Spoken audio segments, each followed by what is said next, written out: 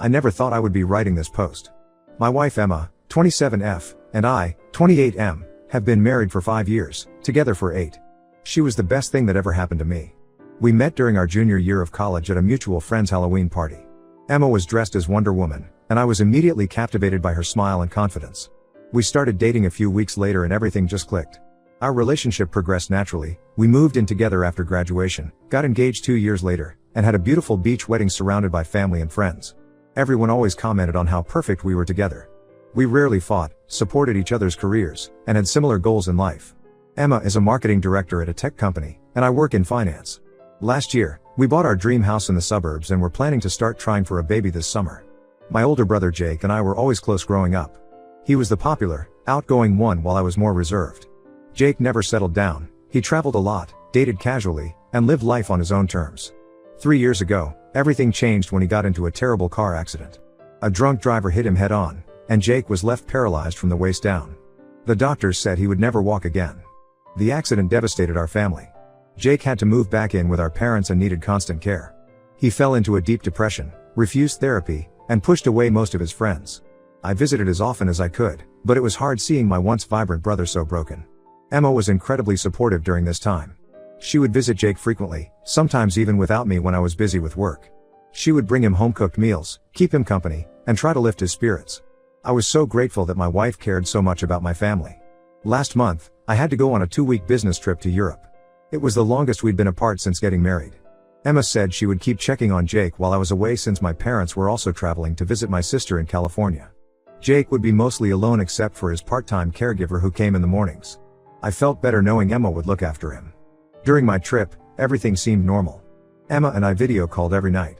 She told me about her work, how Jake was doing, and how much she missed me. Sometimes she seemed distracted or would cut our calls short, but I figured she was just tired from managing everything alone. I even sent her flowers halfway through my trip to thank her for being so supportive. When I returned home, something felt off. Emma was distant and jumpy. She barely hugged me at the airport and made excuses not to be intimate. At first, I thought she was just exhausted from the past 2 weeks. But then I noticed other changes. She was being very protective of her phone, would leave the room to take calls, and started working late more often. She also stopped mentioning her visits to Jake. Yesterday, my laptop was running a system update, so I borrowed Emma's iPad to check some urgent work emails. A message notification popped up from Jake saying, "I miss you so much. Last week was amazing. Can't stop thinking about how you felt." My hands started shaking as I opened their message history. There were hundreds of intimate messages going back several months. They talked about sneaking around behind my back, how guilty they felt but couldn't stop, and explicit details about their physical relationship. During my Europe trip, Emma spent almost every night at my parents' house with Jake. There were messages about how they had to be quiet because of Jake's caregiver, and how Emma would have to shower and change clothes before coming home or video calling me. I sat there for hours reading everything, feeling more sick with each message. They had inside jokes about fooling me. Jake would complain about feeling bad for betraying me, and Emma would comfort him saying they couldn't help who they fell in love with. The worst part was finding messages where they discussed their future together, how they could eventually tell me the truth and be together openly. I waited for Emma to get home from work. As soon as she walked in, I held up the iPad and asked how long it had been going on. She froze, then burst into tears. Through her sobs, she admitted everything. She said their friendship had turned into an emotional affair over the past year. She would confide in him about problems in our marriage, problems I didn't even know existed. She claimed she felt neglected because I worked too much, and Jake made her feel needed and appreciated. Emma said things only got physical while I was in Europe. She swore it was a huge mistake and that she loved me, not Jake. She kept saying she was confused and lonely, and Jake was vulnerable and needed her. She begged me to forgive her, promised to cut all contact with Jake, and suggested marriage counseling. I couldn't even look at her. Not only had my wife cheated on me, but she did it with my paralyzed brother who had been supporting through the toughest time of his life. I packed a bag and went to stay at my friend Mike's place. Emma has been calling and texting nonstop, alternating between apologizing and blaming me for neglecting her. My parents found out this morning when they got back from California. My mom keeps calling, crying about how this will destroy the family. She actually asked me to consider forgiveness since Jake has already lost so much in life and can't help falling in love. That made me even more angry. Apparently being paralyzed gives him the right to steal his brother's wife? I've blocked both Emma and Jake's numbers. I contacted a divorce lawyer this morning who advised me to move back into the house since I inherited it from my grandparents. Part of me still loves Emma, but I know I can never trust her again. Every time I close my eyes, I see those messages and imagine them together in my parents' house, laughing at how stupid I was. My sister is flying in tomorrow to support me. She never liked Emma much and always said something seemed off about her relationship with Jake. I guess sometimes you're too close to see what's right in front of you. I don't know how I'll ever trust anyone again after this. My wife and brother, the two people I trusted most in the world, betrayed me in the worst possible way. Update 1 First, I want to thank everyone who commented on my original post. Your support helped me stay strong through the hardest 2 weeks of my life. A lot has happened since then, and I need to get it all off my chest. After meeting with my lawyer, I learned that the house is legally protected since it was inherited before marriage and Emma's name isn't on the deed. My lawyer advised me to move back in immediately to avoid abandonment claims. I returned home last weekend and asked Emma to leave. She tried to argue but eventually packed some bags and went to stay with her sister Sarah. The first night back in our house was surreal. Emma had clearly been stress cleaning, everything was spotless and reorganized. I found a bunch of handwritten apology letters on our bed, which I threw away without reading. The worst part was finding Jake's favorite snacks in our pantry and one of his hoodies in our laundry room. I packed up everything that reminded me of either of them and put it in the garage. I told my parents I won't be attending any family events where Jake is present. This caused a huge fight with my mom. She kept saying I was being cruel and tearing the family apart. She actually suggested we all sit down together and work through this like adults. I reminded her that I'm not the one who destroyed the family, her precious son did that when he slept with his brother's wife. Dad was quieter but still tried to push for reconciliation. I stood my ground and said they need to choose, they can either respect my boundaries or lose another son. Last week, Emma's sister Sarah asked to meet me for coffee. I almost declined, but she said she had important information I needed to know. When we met, she looked nervous and guilty. She revealed something that made this whole nightmare even worse. The affair didn't start recently like Emma claimed. According to Sarah, Emma had confessed that she and Jake first got physical shortly after his accident, when she was helping with his physical therapy. Sarah showed me text messages from over 2 years ago where Emma talked about developing feelings for Jake. In one message, Emma wrote about how vulnerable and attractive Jake looked during therapy sessions, and how guilty she felt for having these thoughts. Sarah also showed me conversations where Emma discussed kissing Jake and how it just happened during an emotional moment. I asked Sarah why she didn't tell me sooner. She said she thought it was just a temporary crush that Emma would get over, and she didn't want to ruin our marriage. She feels horrible now and wanted me to know the full truth. Then she dropped another bombshell. Emma and Jake had dated briefly in college, before Emma met me. They kept this hidden from everyone except Sarah. Armed with this new information, I drove to my parents' house to confront Jake. He was alone in his room, watching TV like nothing was wrong. When I walked in, he started with a rehearsed apology about being depressed and vulnerable after his accident. I cut him off and told him I knew about their college relationship and the 2-year affair. Jake's face changed completely. He tried to play the victim card, saying how hard it was watching me build a perfect life with a woman he never got over. He said Emma was the only one who truly understood his pain after the accident. I lost it at that point. I told him that being paralyzed doesn't give him the right to steal his brother's wife, and that he's using his disability to manipulate everyone's sympathy. The argument got heated. I said some things I probably shouldn't have, like how he was pathetic for going after his brother's leftovers and using his condition to get pity sex. Jake tried to will his chair at me aggressively, and I instinctively pushed it back. Our parents heard the commotion and had to intervene. Mom was hysterical, and Dad had to physically stand between us. Yesterday, Emma showed up unannounced at my office. She was a mess, crying, makeup streaked, wearing my favorite dress on her.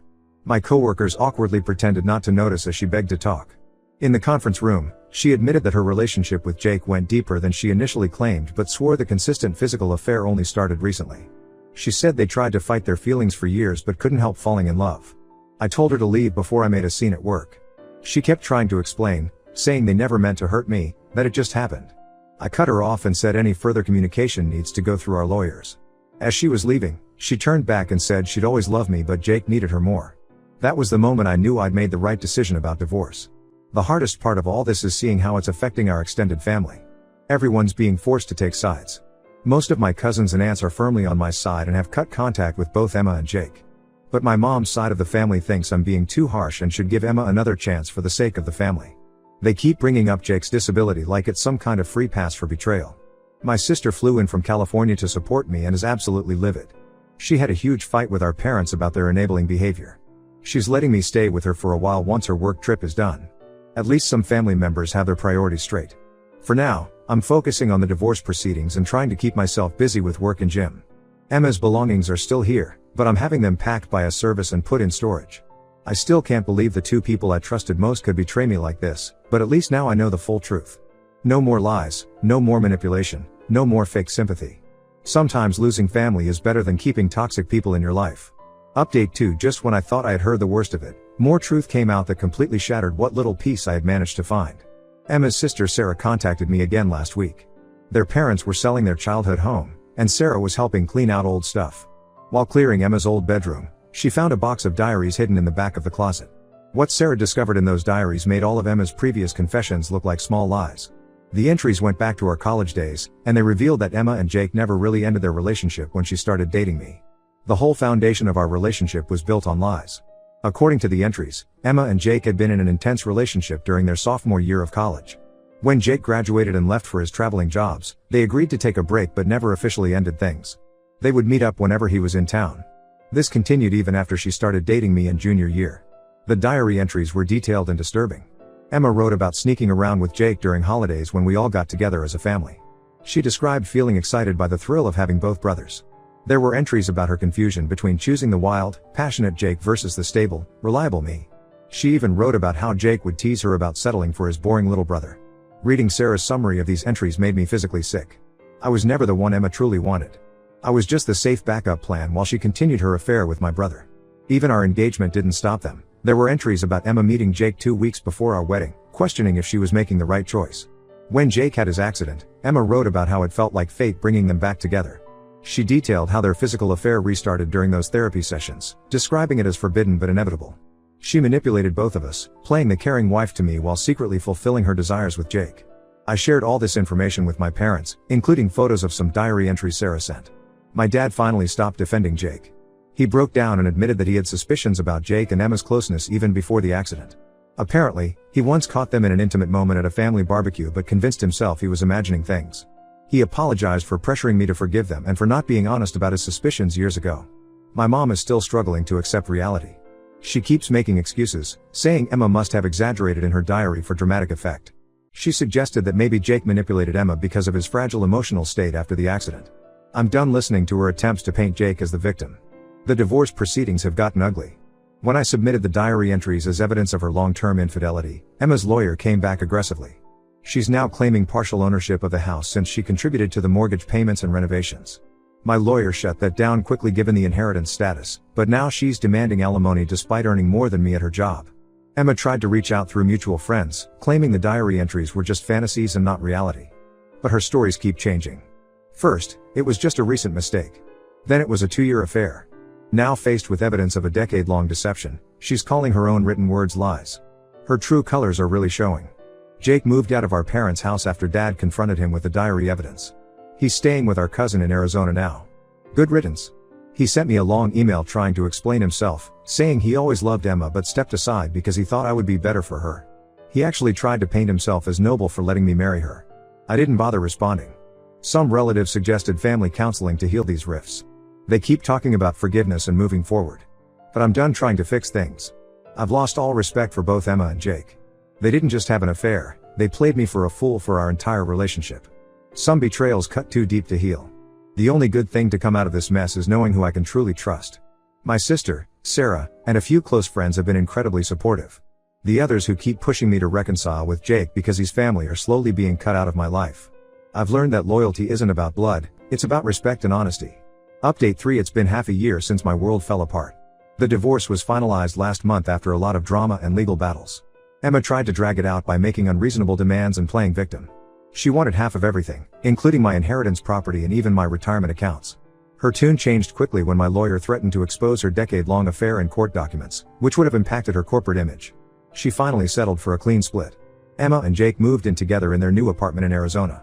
They didn't even wait a month after the divorce to go public with their relationship on social media. Emma posted some long paragraph about finding true love through hardship and how sometimes life's greatest challenges lead to unexpected joy. The comments were full of support from people who don't know the full story. Some mutual friends even congratulated them. I blocked everyone who liked or commented on that post. My parents finally stopped trying to mediate after I gave them an ultimatum. I told them they could either respect my decision to cut Jake out of my life, or they would lose me too. Dad has been visiting me regularly now, completely avoiding any mention of Jake or Emma. He helped me sell the house and find a new condo closer to work. Mom still struggles with the situation but has stopped defending them. She sends care packages and tries to make up for enabling Jake's behavior all these years. The hardest part was dividing up friend groups. Most of our mutual friends felt pressure to choose sides. Some stopped talking to all of us to avoid drama. A few close friends stuck by me, especially after learning about the diary entries and the decade of deception. Emma's best friend actually reached out to apologize, saying she had no idea about the affair during college and felt horrible for supporting their relationship. I heard through family gossip that Emma and Jake are planning a spring wedding next year, as soon as the divorce waiting period ends. They're apparently trying to start a family through IVF. The news stung at first, but not as much as it used to. I've realized that they truly deserve each other, two people capable of maintaining lies and betraying their closest family members for years. I've started dating casually, but I'm taking things extremely slow. The trust issues are still there. I'm upfront with anyone I date about my past and why I'm cautious. Most women are understanding, and it helps filter out those who aren't ready for something serious. My sister's friend set me up with her coworker last month. We've been on a few dates and she seems genuinely nice, but I'm not rushing into anything. Work has been my main focus. I got promoted to senior manager and threw myself into the new role. Started taking evening classes for an advanced certification. The gym has become my second home, lost 20 pounds and got in the best shape of my life. My therapist says I'm handling things in a healthy way by focusing on self-improvement rather than revenge. To those who advised me to forgive and reconcile for the sake of family, thank you, but I'm glad I didn't listen. Walking away was the right choice. Sometimes the only way to heal is to cut out the cancer completely, even if it means losing people you once considered vital parts of your life. I've lost a wife and a brother, but I've gained self-respect and peace of mind. Life isn't perfect, but it's honest now. No more lies, no more manipulation, no more fake family harmony at my expense. The story of my marriage will always be a scar, but scars remind us of what we've survived. I'm ready to start my next chapter.